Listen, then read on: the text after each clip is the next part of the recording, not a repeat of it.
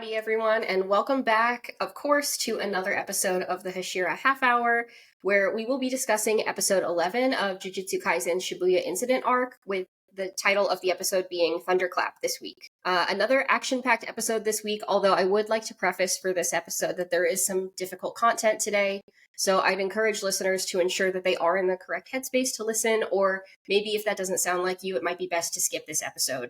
Help is available to anyone in need 24/7. If you're listening in the US, the phone number is 988. With that being said, there's so much to discuss, so let's just jump right in. I will be your host today, and I am joined by my friend Mina. Hello, everybody. I'm here. I'm ready. I just got back from South Dakota. I drove 18 hours there and 18 hours back. I'm glad to be home. Yeah, that's a long drive to go see some presidents in rock. Looks great, though. Today we also have a very special guest. Please welcome my partner Tom back to the Hashira Half Hour. We are so happy to have you back here today, my boy. Hi, for those who can't see me, I'm waving. Very nice. All right. Well, we honestly have so much to get through today, so I'm just going to jump right in because we could probably talk about this episode for hours. There's a lot to unpack and uncover. So we open with like a killer shot here, right? We have Jogo falling from the sky. Sukuna's following after him with a very crazed look in his eyes. And I know that right here we're just barely getting a glimpse, but it doesn't really seem like things are going well for Jogo right now, huh? Yeah, they've done a lot of really interesting things this season specifically, where they'll kind of tease something in either the end of the episode before, and in this case, it's the beginning of this episode, and kind of tease a moment that's leading into the next thing. So I like how they started it with like, oh my god, I'm getting my ass kicked, and then just cutting to specials and then coming back and like seeing how we got there. I thought that was really fun. I was thinking about this as I was watching it, and I know that like shit's about to go down when it's like 10 seconds of something and then the OP starts. Whenever anime does that, especially Jujutsu Kaisen, I know that it's going to be an episode. I'll say that. But seeing Sukuna just being super crazy and just going after Jogo, I kind of figured that he wasn't going to really stand a chance against him, and it feels like he isn't, but I know we'll revisit that later on in the episode, so I'll keep my lips tight for now.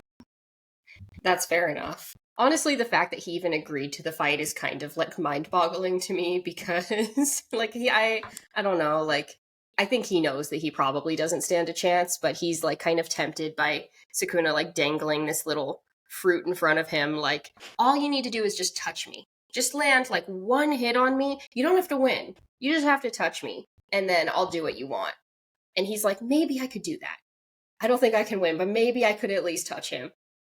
We're gonna have to wait and see. The odds are not looking so great right at the moment, but as Jujutsu Kaisen is notoriously known for, we do cut to specials and then immediately to something else. Like, we are not going to get that instant gratification in this show ever. However, this is a different kind of gratification that we're getting pretty quickly because we cut back to Toji and Megumi, which is a long anticipated and awaited reunion, at least by us, the audience anyway. Megumi doesn't actually realize who exactly this person is that he's about to fight. To me, he really is like living his most unhinged Bella Swan moment here. He's like, you're impossibly fast and strong. I know what you are, but he doesn't know what he is. It's about to turn into like a Star Wars moment real quick instead. So Megumi releases the hairs again, and what ensues next is one of the most just like unhinged and insane sequences I've seen animated here. Please tell me your thoughts about Toji versus Megumi's rabbit escape. Shout out to the one rabbit that went blow for blow with Toji for 2 seconds, got thrown by his mouth, and then came back and led the charge with all the other rabbits. Like, shout out to that rabbit in particular. Or hare, whatever. Yeah, he's a real one for that. Definitely unhinged. They like putting things in Toji's mouth this season. First it was the fish, and he's like, bleh. And now he's like throwing rabbits with his mouth. It's a little unhinged, but like, I'm into it. I mean, whatever.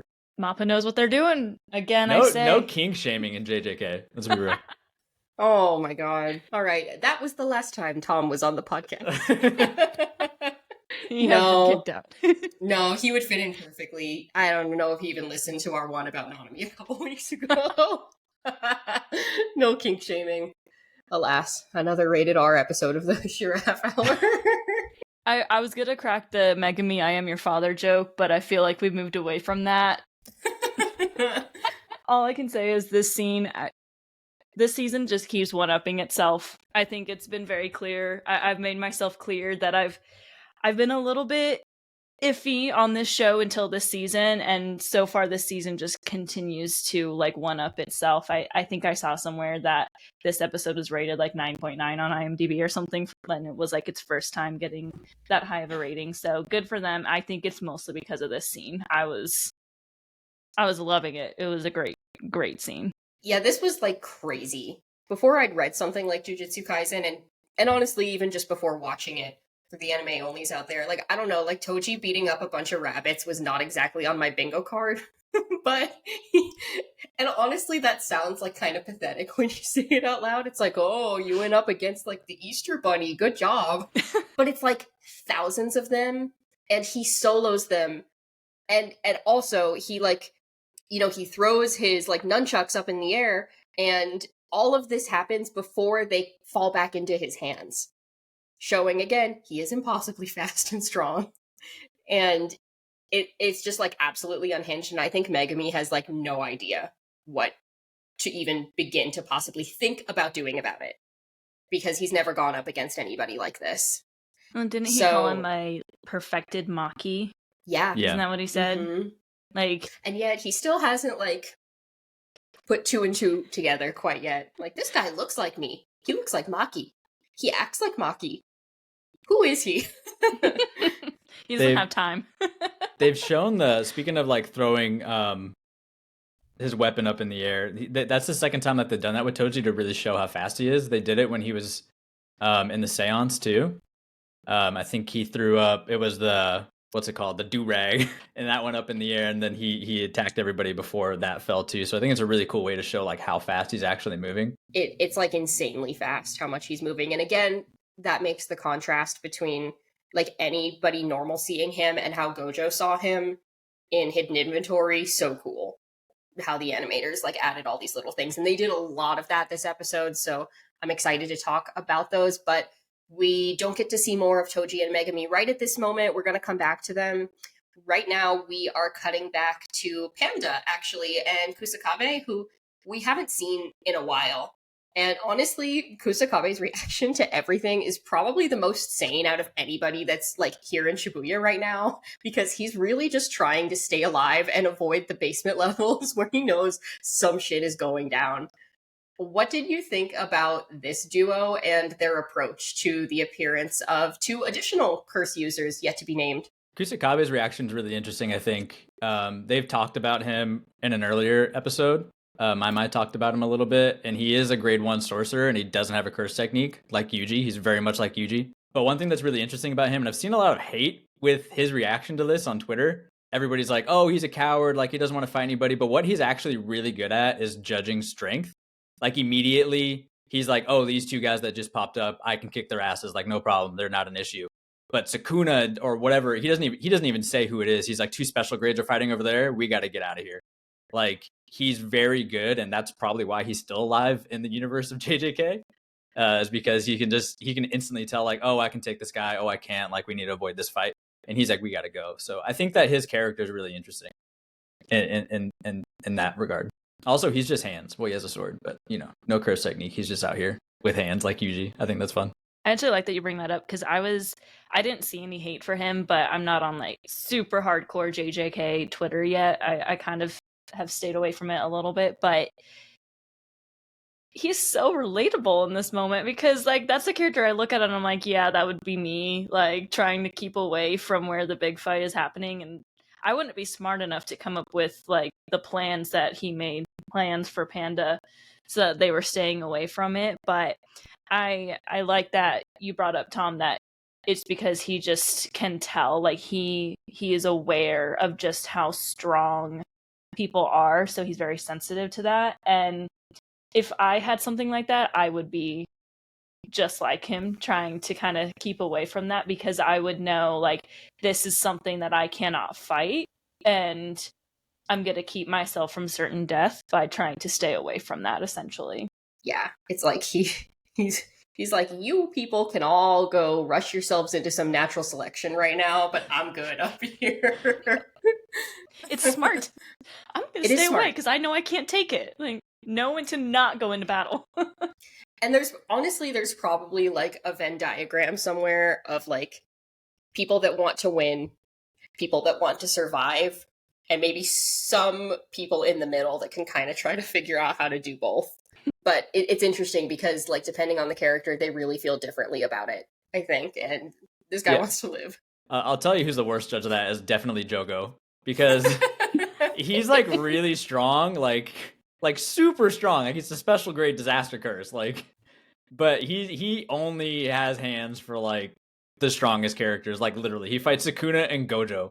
Like, everybody's like, oh, Jogo's weak. It's like, no, he's just fighting, like, the strongest people in the verse. Like, so obsessed. Yeah, I mean, there's definitely, like, both ends of the spectrum. There's, like, Jogo and Kisakabe on, like, both sides. Yeah. Oh my gosh. It honestly hilarious. And then you have Nanami, our favorite, who just doesn't want to work overtime, which I also understand. There's a Venn diagram of people who want to work overtime and people who don't. And in the middle is, am I limiting my career?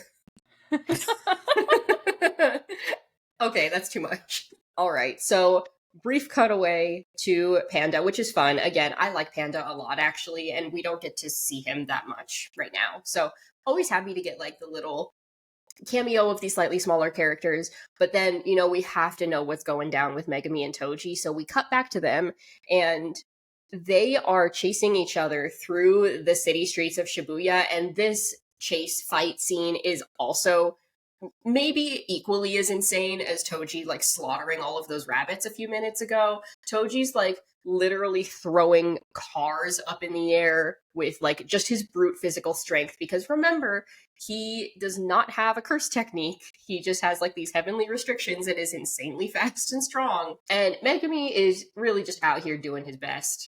He is trying to dodge, like, these cars and other items that Toji is launching at him. Soon, Toji is also starting to throw Playful Cloud, his nunchucks, which is like, you don't want to come in contact with that. He is still out here, Megumi's still out here doing his best, but he decides that since Shoko is stationed somewhere nearby, he's hoping to kind of get out of here with, like, the fewest injuries possible, and he needs to try to end the fight as quickly as possible, knowing that she can help heal him. I don't know that Megumi could beat Toji in a contest of brute strength, but do you think that Megumi could figure out a way to outwit Toji?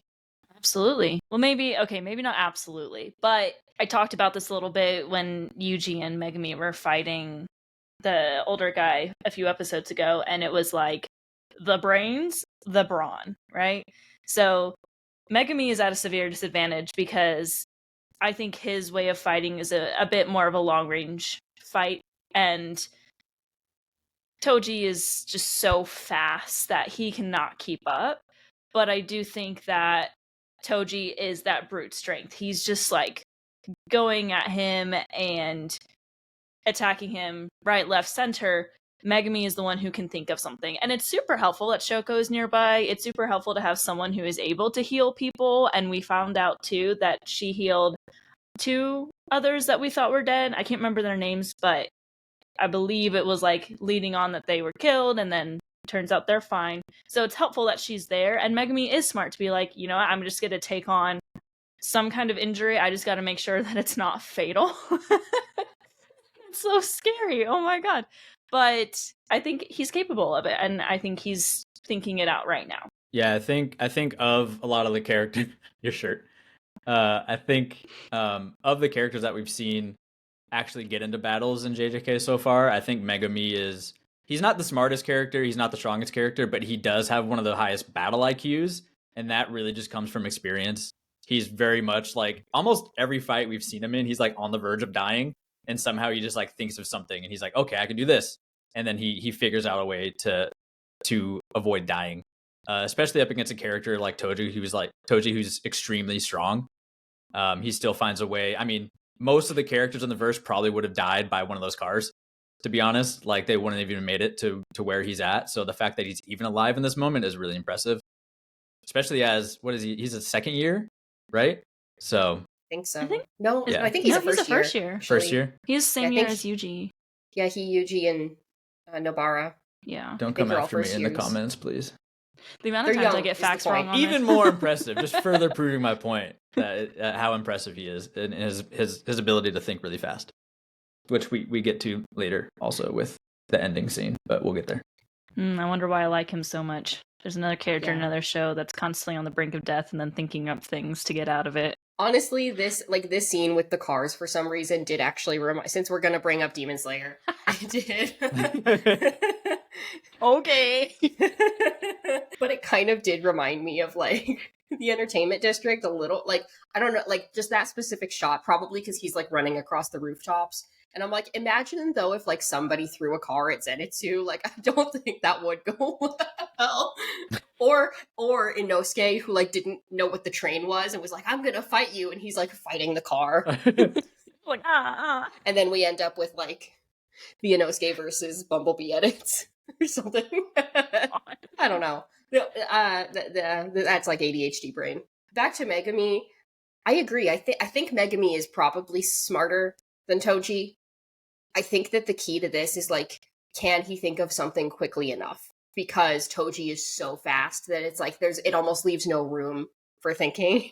It's like you almost just have to act on impulse, which is not necessarily Megumi's strongest suit without at least that brief moment to formulate some kind of plan. That's something that Yuji's good at, actually. And we don't get to see it right at this moment, but I actually would have really enjoyed getting to see Yuji versus Toji at some point. I wonder how that would have gone. Both of them like really just hands, but Yuji acting like strictly on impulse. There would have been a lot of back and forth with the car throwing, I think.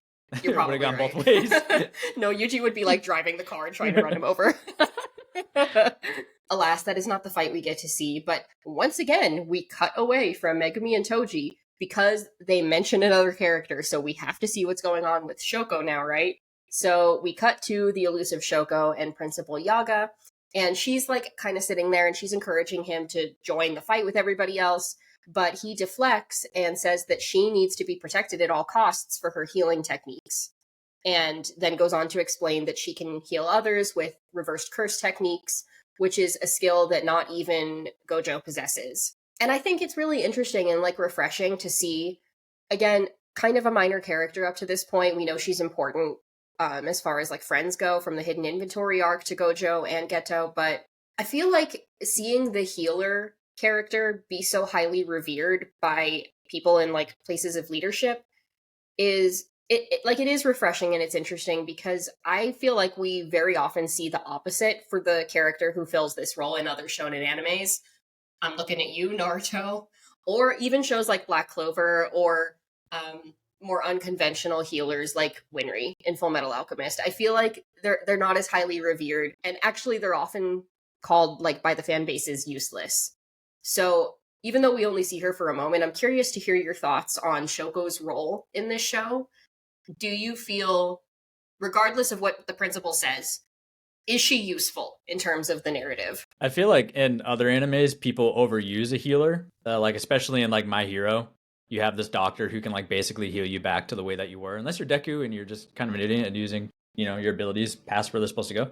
I feel like in JJK, it's a rare chance to even get to heal because most of the time you're either coming out mostly unscathed or you're dying in JJK. So I feel like because it's that opportunity is used less often, I feel like it makes that role more important because you're not really relying on it. For the most part, like nobody's really safe. So to even get that chance is rare. I think very often healers within like the scope of the power structure of the show can kind of be just like plot armor for characters. They're just kind of there, especially if they show up like right when the character is about to die and it's like, oh, by the way, I'm a healer. It's like, oh, okay. But I feel like Shoko is a little bit different. And interestingly enough, I saw on Twitter someone call her a useless healer when that might be me just not knowing what's to come and maybe, her character just completely falls off. Who knows? But you guys know. I don't. But I think that she, from what I've seen in the past, during the hidden inventory arc, she saved Geto because Geto took on some pretty intense injuries from Toji. So I feel like she has been extremely useful. Obviously, Geto went down a path and turned into this whole situation, but I think just seeing that kind of proved what she's capable of. And kind of to go back on the previous question, like Megumi knows that she is there and is just like, I will be fine as long as I don't sustain like pretty much an instant death wound. And she saved the other two people that I thought were dead. So I think she's really interesting. I like that she's kind of been there and didn't just show up to save someone. She's kind of been there, and that it's a reverse technique. So it goes along with the story and feels much less just like, oh, she's just there to be a healer, nothing else. It's like less Deus Ex Machina, for sure. Yeah, and it's interesting to know, like, and we didn't see her a lot in Hidden Inventory either, and, like, all the students have their natural proclivities already that would, like, make sense, that, like, lend to probably different career paths, I guess, as jujutsu sorcerers.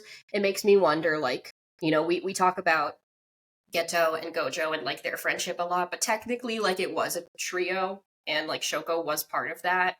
And so it makes me wonder, like, how much she might have leaned into the healing, knowing what had happened to her friends when they were at that, like, young, tender age. I think she's interesting. She's, like, very layered for a character that we don't get to see a whole lot. Hopefully we'll get to see some more of Shoko, although I hope it's not because our characters are injured in a devastating way. Granted, nobody's safe. Nobody's ever safe. I can never have anything I want. Except for this, because we do cut back again to Toji and Megumi, who are now in, like, a dark alley. Megumi's kind of, like, led him down, and they're engaging now in close combat. Toji does land a non-fatal, but still not good wound on Megumi's, like, abdomen, and in doing so, and getting that close, Toji is able to very closely observe Megumi's technique, and he realizes, even though he's like a seance and not even the full version, like, he realizes that Megumi is his son in this moment after observing the technique. He backs off really, really quick, and he asks one last question, which is really simple. He just wants to confirm, what's your name? And when Megumi says Fushiguro instead of Zenin, we see that Toji, like, gives a rare smile. He says, good for you, and then he does stab himself in the head to kill the vessel that he has been resurrected in, and to therefore save his son, because other than this brief moment, he's like a killing machine in this current state. So, taking himself out to save his kid. Let's dissect this scene a bit. What are your thoughts? I feel like there's so much to unpack here. I feel like it's almost a bit of redemption for Toji, because from the moment he was introduced, he was like, my son? What are you talking about? He's been a horrible father, right? I think in this moment you can see that there's still love enough to be willing to end his life for him. Is it a full redemption arc? I don't know. I think it just kind of shows us a side to him that we haven't seen yet, and shows us that there is a bit of a heart there. I don't know.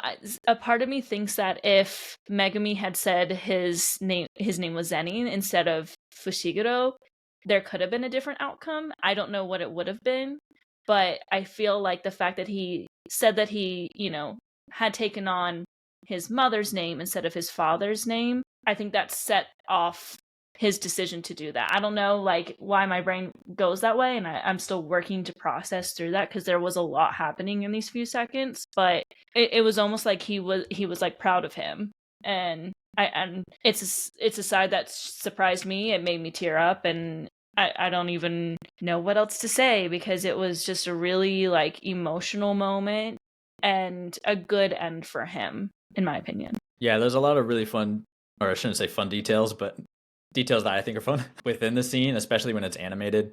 The one that instantly comes to mind for me is that his eyes turn from black to white, and they're, like, very clear, and they have, like, the reflection in the eyes, and it's a very soft image of Toji, which isn't something that we get very often. And to kind of echo off of that, Hannah, you might know more about this than I do, but obviously the English translation that's in the manga and here in the anime is he says good for you, but from what I've seen online about what he says in Japanese is a very soft and, like, kind of optimistic way of saying good for you. I don't know exactly what he said. I'd have to take a look, so maybe you're better at that than me, but that is also another side of Toji that we haven't really seen. We've seen him be like, put up this front like, oh, like I don't need anyone, I'm like the loner, I've cast aside everything. But here in his final moments, again, he's thinking of his son, which he did on his first death, and now he's doing it again with his second death, which is very interesting. It is interesting. And this is the first one that's like outwardly displayed also, because the other soft moment that like we as the audience were privy to with Toji was like an internal monologue that was happening. And it was like he was remembering the voice of like Megumi's mom. And like he's like, oh, like where did that happen? Like where did I change somewhere along the way? Because at one point something else mattered to me. And that was nice. But again, it like nobody else really knew about that moment except for us. This is like said directly to Megumi. And it's like, and I still don't know if Megumi realizes who this is. I feel like if he, and he is smart, he may have like some inkling very slightly, but I don't know that it's like enough to like draw a firm conclusion. Toji's a really interesting character. And I think that this was like, this felt more gratifying, I think, than his first death in Hidden Inventory. Even though it was at the hands of Gojo, and that was also a really exciting and interesting fight. This was a softer ending, like you said, Tom. He got chunked in Hidden Inventory. He got scooped. He got the Baskin Robbins 31 flavors.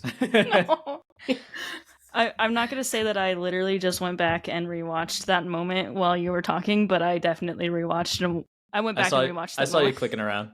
I was like, I need to see what he said.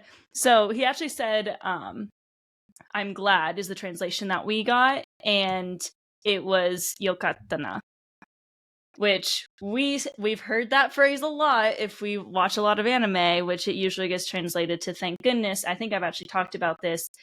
Yokatta is actually the past tense of good. So it is a much like softer way to say like I'm glad. It means like it was good. Usually if someone were to say like good for you or thank goodness, they would more say like anbatane, not yokattana. So I don't know the full translation behind that and like the nuances within the language, but it usually is a bit more of a like, oh, thank goodness, rather than like a sigh of relief type deal. Yeah, exactly. Yep. That's super cool. Not what you'd expect from him. And it's even weird to say that this like I hesitate to say that this was a nice moment because it like this is the moment that I give warning to our audience about because it is upsetting still. This has got to be like, even if Megumi doesn't know who this is like gut-wrenching to watch somebody like plunge a knife into their own head, you know, like regardless of whether you know them or not. That's like traumatizing, and it's just like among the other traumatizing things that he's seen in this one evening in Shibuya. And yet there's like something soft about it. It's like it's very interesting how they contrast it. I don't know if that's like problematic or not, but it's how the story goes, and life is messy and complicated, and so is death.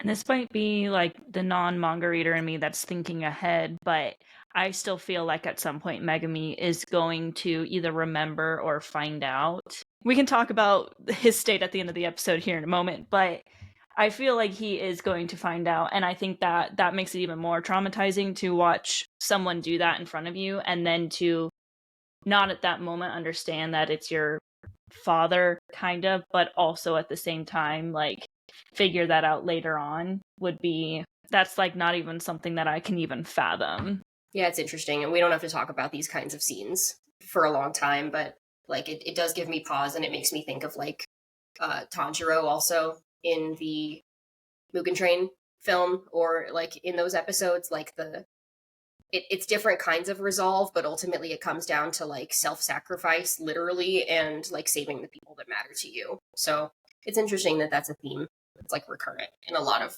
these popular shows. But we're gonna move on from this like very heavy conversation because we still have a lot to talk about. Because this was like literally only the halfway point of the episode, guys. Like there's so much in this episode. It's actually crazy.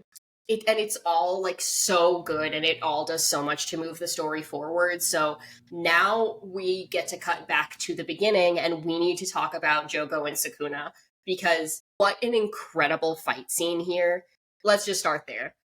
what were your thoughts upon seeing this fight scene? Do you think the actual combat went sort of the way you expected? And for Tom, how did it compare to the manga for you? Well, I got excited about what was going to happen because I heard who the animator was, and I meant to look up his name, and I totally forgot to do it. But it's the same animator that did the fight scene from Mob Psycho. Mob Psycho. The blind guy in Mob Psycho. I didn't look up any of this before, and I'm just not prepared. But I heard it be the same animator, and that fight scene is really good. And there's a lot of like buildings flying around, and there's like all these, like, you really see the speed. And I was like, if I were to just pick an animator, that's like who I would pick. So I was really excited about it, because this is like kind of a crazy fight, and it's one of those things where it's like the end of Attack on Titan, where it's like, how are you even going to animate that? And then you see it and you're like, oh my God, it's perfect. And I think on an animation standpoint, it's just like on a completely different level. It's probably one of the best animated scenes we've seen this year, just in general. It's up there with like Gear 5, Attack on Titan's finale. This is probably in the conversation for that, but yeah, it was pretty cool. Comparing it to the manga, I don't know. I go back and forth on like what is better and what's not, but for this, it's like, obviously I want to see it moving and really see the speed. Also, they added in a troll face, like a frame of a troll face. I mean, not exactly, but when Sukuna is flying through the buildings and chasing Jogo, there is like a flash frame of what looks like a troll face, which I think is really funny. But it just shows that like he is like having a blast actually doing this and just going crazy, which is it's really fun to watch.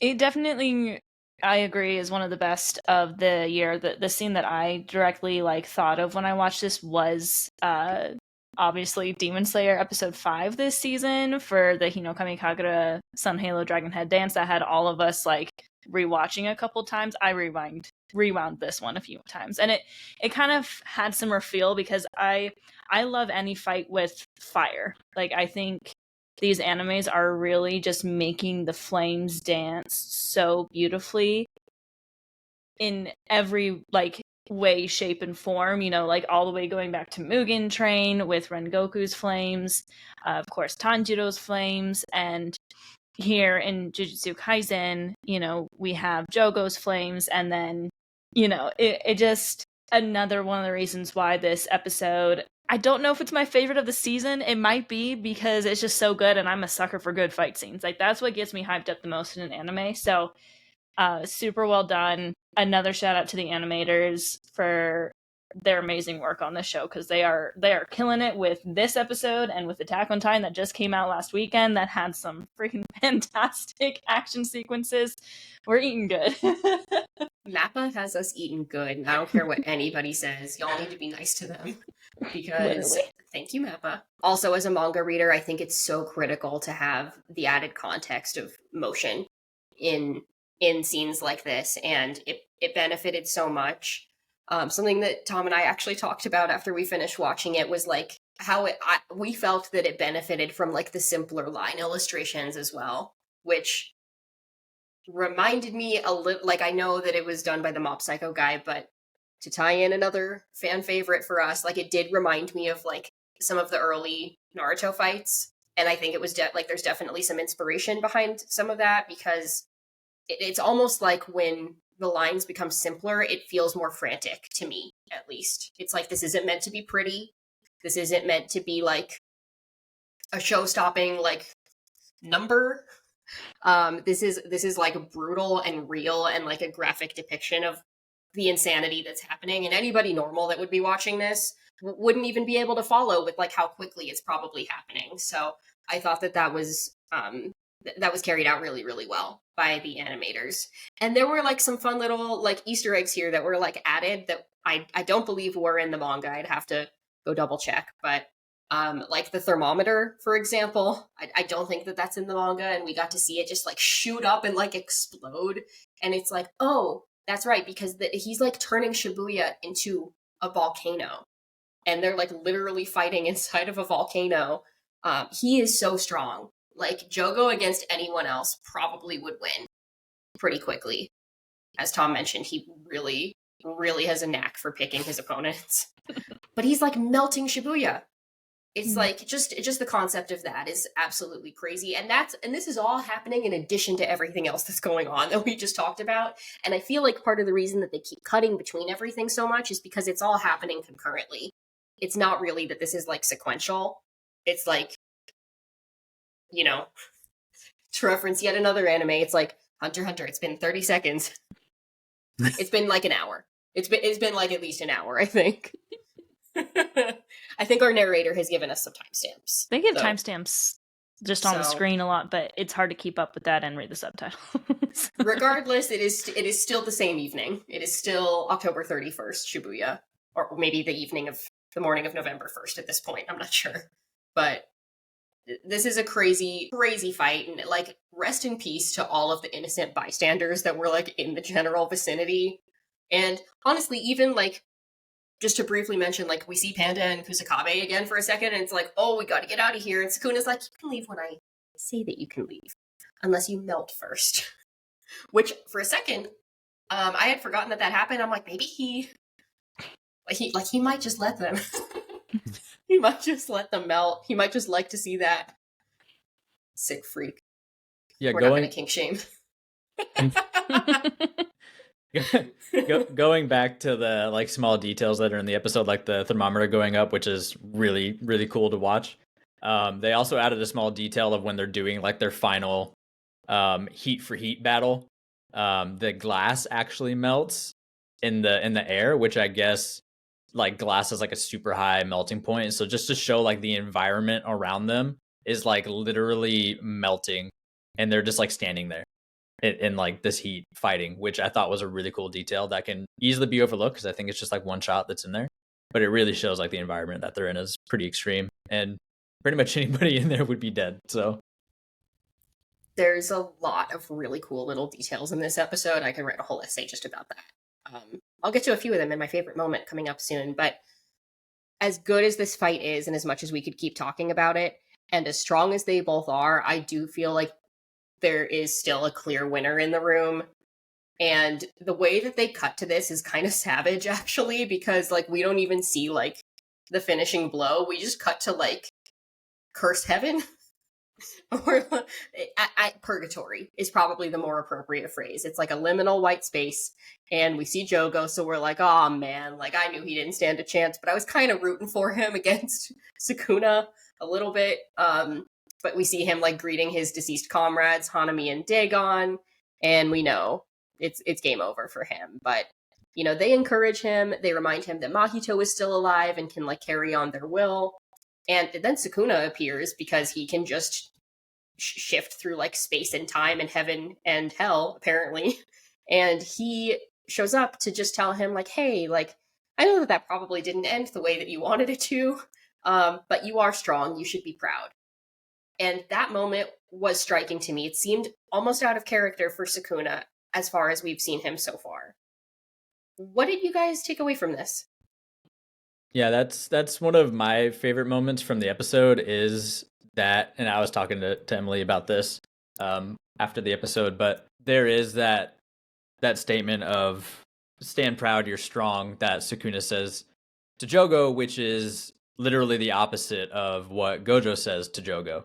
And obviously Jogo is very strong. I think that's clear, but I think that really shows the two perspectives of the strongest characters in the verse, which is Sukuna and Gojo, and how they look at strength and how they look at curses. So obviously Gojo has a bias towards not liking curses, and he's like, yo Waimo, you know, you're weak, which people forget that was to Jogo.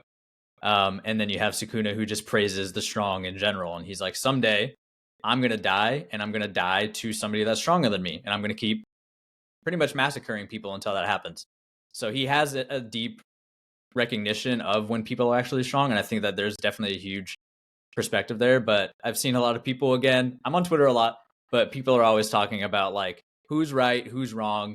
Is Jogo strong? Is Sukuna saying he's strong because he is, or is Gojo right? And I think that the real answer is that Jogo is very strong, especially considered like with everybody around him. But I think when he's compared to the strongest, he comes off as very weak, which is clear in this fight. He gets his ass kicked. So I think that Sukuna saying that to him is really important. because that just gets into a lot of the philosophy of Sukuna and Gojo. Different Sorry, perspectives. I felt like I for just both of them. rambled on about that for like 5 minutes, but there's a lot to unpack there. No, but you're right, because that made me think of a perspective that I hadn't before, because I forgot that him saying you're weak was to Jogo. Gojo saying that. Gojo saying to Jogo. That's always going to be confusing to me, those names. I can guarantee you the kanji is completely different, and the meaning of the names is completely different. It's just so similar for us. But first of all, I want to talk about the fact that I kind of understood when he saw Hanami and Dagon that he was dying, essentially, like this was the afterlife. But to cut from that scene that I thought was strangely beautiful, because like I don't find myself cheering for these characters because they're fighting on the side that I'm not necessarily cheering for. But like the way they were encouraging him that Mahito is still alive, I was like, you know what? Like, they really believe in their cause. And as awful as the things that they do, like, they truly believe that they're the ones in the right here. And to see them, like, encouraging each other in the afterlife was, like, kind of sweet, but also, like, they deserved that, I guess. So to go from that where I was like, oh, like, almost feeling for them, to cutting to literally Jogo just burning. That was so savage. I laughed. I shouldn't have laughed. Poor guy. Let Sukuna cook. Oh no. Oh, not cook. Oh god. But that was a savage move. And of course, like right before then, Sukuna had like kind of like done his technique against him. I didn't fully understand what had happened there. I'll probably figure that out after I watched the episode a few times, but it was very good. But I do like that Sukuna tells him that he was strong. I think that Sukuna and Gojo just have very different ways of looking at things, and Gojo just first of all likes to taunt people that he's fighting. He's a little cocky, you know, he really enjoys doing that. But I think Sukuna, like, he gets excited when someone challenges him to, like, I felt like he was having fun. Like, he actually had to fight back a little bit here, and he usually doesn't have to. So I think Sukuna just has a little bit different perspective, where it's like, if he has to fight, he can acknowledge that that person is strong.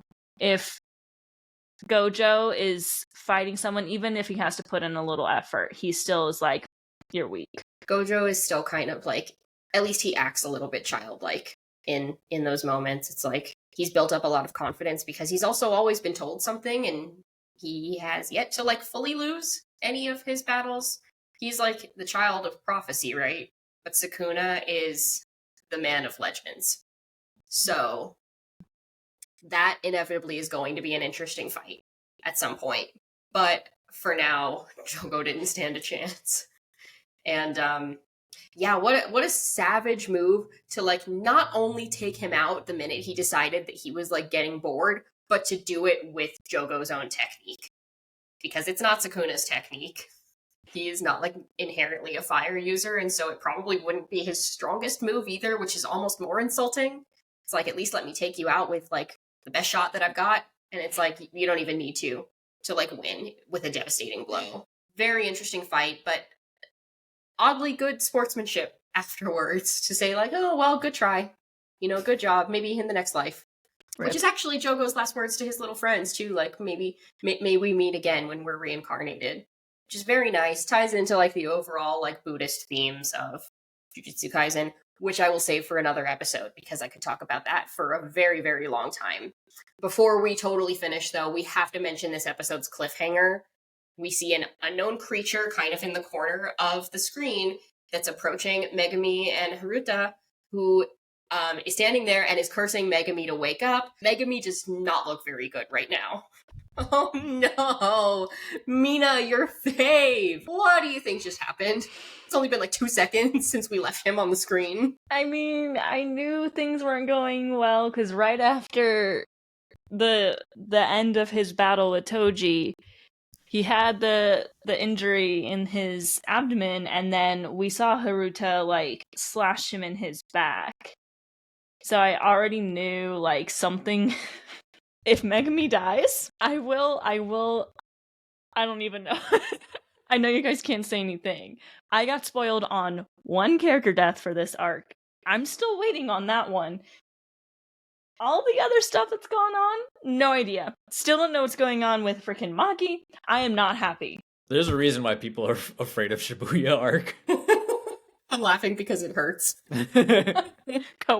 Coping. Copium. Big dose of copium for me. Oh I just won't talk about this scene because all I want to talk about is spoilers, so maybe I'll come back another week. Yeah, Tom wants to talk about the creature. Yeah.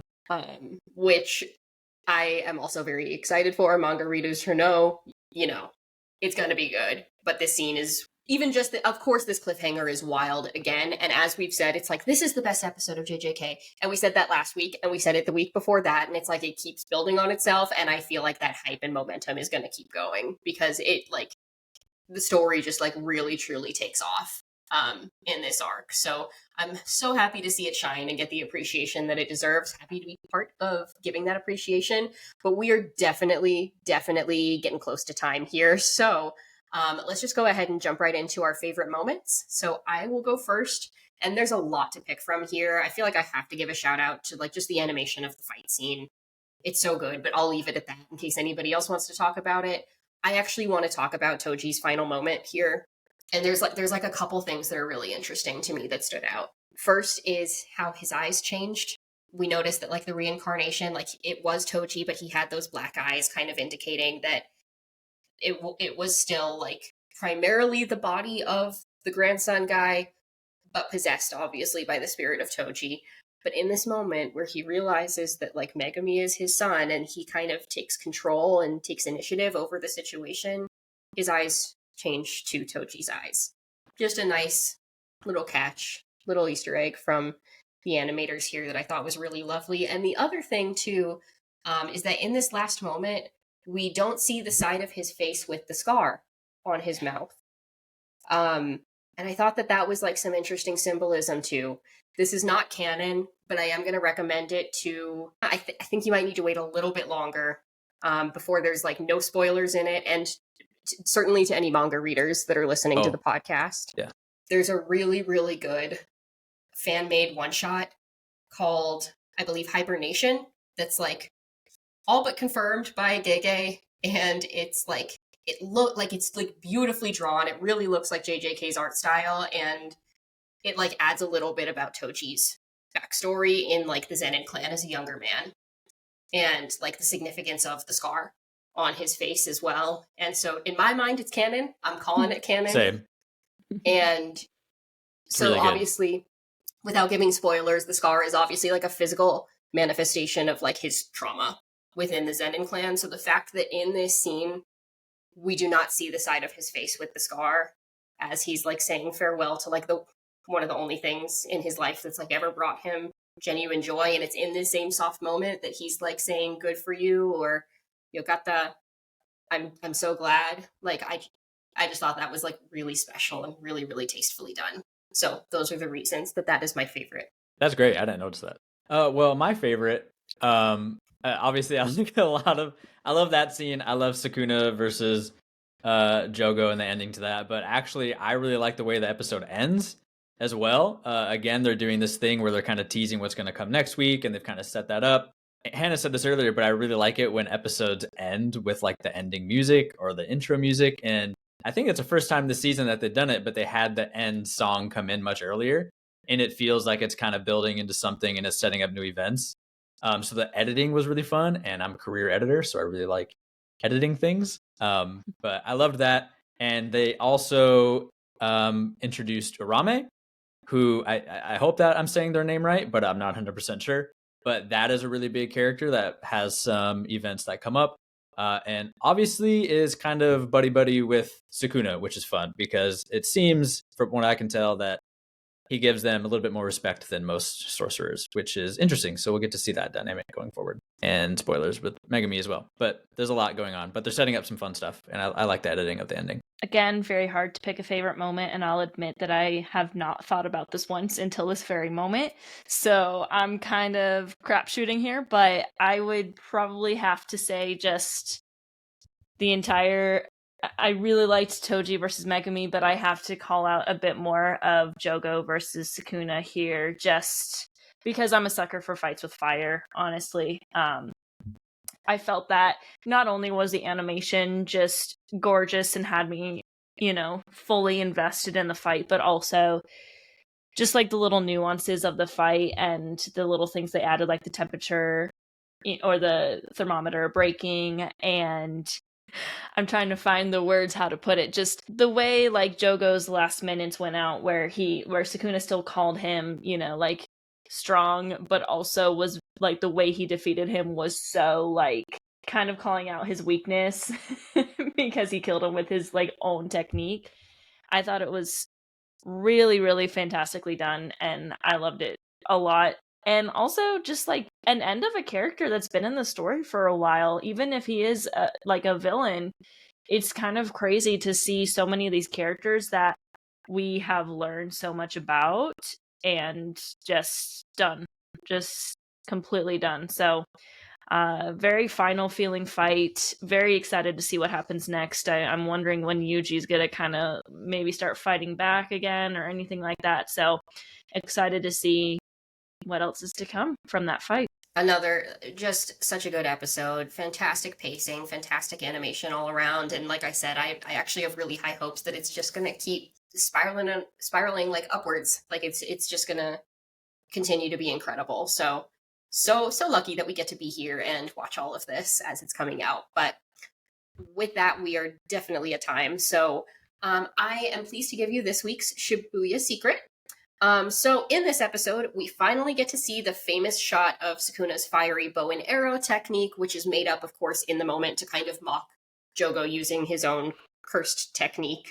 And this was teased early on as like one of the key illustrations for the season. And also, of course, it's in the opening with specials. We finally get to see it, and it is like as fantastic as we were hoping it was going to be. But to reference another Shibuya secret that we've talked about briefly, of course, Ryomen Sukuna was a real person, made mythical by folklore, and known also as like a Buddhist bodhisattva. And in this mythology, Sukuna is traditionally said to always wield a bow and arrow. So obviously, Jujutsu Kaisen's version of Sukuna deviates from this myth a bit in like that imagery. But this particular scene is like a really fun folkloric nod to his traditional image with the bow and arrow. So I thought that was interesting that they were able to incorporate that here. Shibuya secret. With that is all we have for today's show, folks. So we hope that you enjoyed and that you'll come back next week. Please don't forget to subscribe, hit the bell on YouTube, give us a download of the podcast, and follow us on Spotify if you liked what you heard. We always appreciate a good rating on there as well. You can also give us a follow on TikTok and Instagram, and we are on X at Hashira Half. Until next week, Yowaimo. Yowaimo. Yowaimo. Yowaimo. Honorary one for Brian. All right. See you next week, guys.